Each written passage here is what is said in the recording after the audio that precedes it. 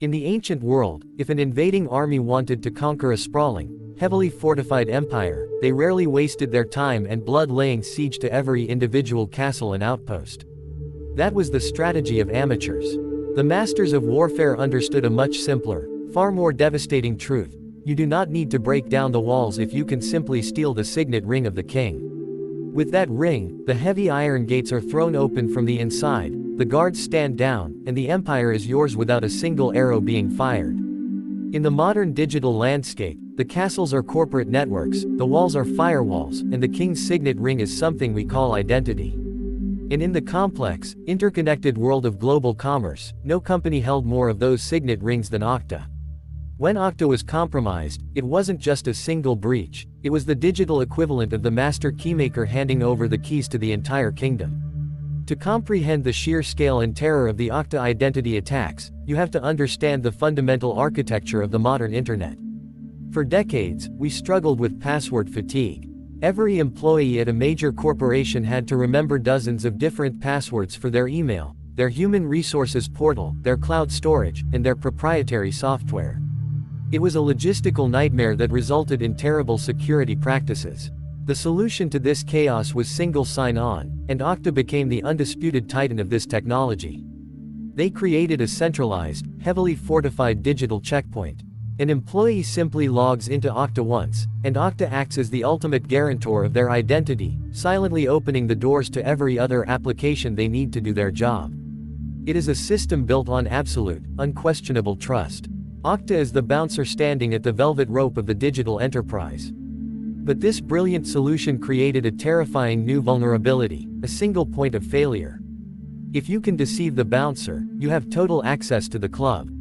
The attackers who targeted Okta and its clients did not rely on brute force mathematics to break the encryption of the main authentication engine. They knew that a frontal assault on the citadel would fail. Instead, they looked for a side door. They looked for the one place where human interaction intersected with highly sensitive digital credentials, and they found it in the customer support system. In the world of enterprise software, things break. When an IT administrator at a massive global corporation encounters a glitch with their Okta integration, they open a support ticket. To help diagnose the issue, Okta's support engineers often ask the client to upload a diagnostic file called a HAR file, which stands for HTTP archive. A HAR file is essentially a highly detailed, second-by-second recording of a web browser's interaction with a website. It is incredibly useful for finding bugs. But it also contains something incredibly dangerous: session tokens. To understand a session token, think of a luxury hotel.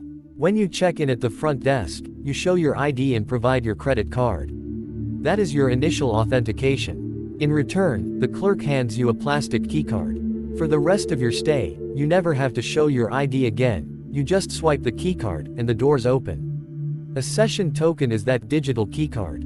Once you log into a system using your username, password, and multi-factor authentication, the system places a session token in your browser. It tells the network, this person has already been verified, let them pass. When IT administrators uploaded their diagnostic HAR files to the Okta support portal, many of them failed to sanitize the files. They inadvertently included live, active session tokens belonging to highly privileged administrator accounts. The hackers recognized this operational blind spot. They didn't need to steal passwords or bypass multi-factor authentication prompts on a victim's phone. They just needed to break into the Okta support portal and download the diagnostic files. By extracting those session tokens, the attackers essentially cloned the digital keycards of some of the most powerful IT administrators in the world. With those stolen tokens, the hackers could simply open their own web browsers, inject the stolen code, and walk right past every multi-million-dollar security perimeter the client companies had built. The systems looked at the tokens and assumed the hackers were legitimate, fully authenticated administrators. The attackers had achieved the ultimate digital disguise. From there, they could access proprietary code, customer databases, and internal communications. They could create backdoor accounts that would persist long after the stolen session token expired. They had weaponized the very system designed to keep the intruders out. The ripple effect of this breach was profound and terrifying. Okta is not a standalone product, it is the central nervous system of its client's infrastructure. When news broke that the support system had been compromised, panic spread through the boardrooms of the world's most powerful tech companies. Giants like Cloudflare, 1Password, and BeyondTrust realized they had been targeted. The trust in the supply chain was instantly shattered. For years, cybersecurity strategy was based on the idea of building an impenetrable wall around your own assets. But the Okta attack proved that your walls mean absolutely nothing if the vendor supplying the locks to your gates is compromised. You can spend $1 billion on your own cybersecurity, but you are ultimately only as secure as the weakest link in your third-party supply chain.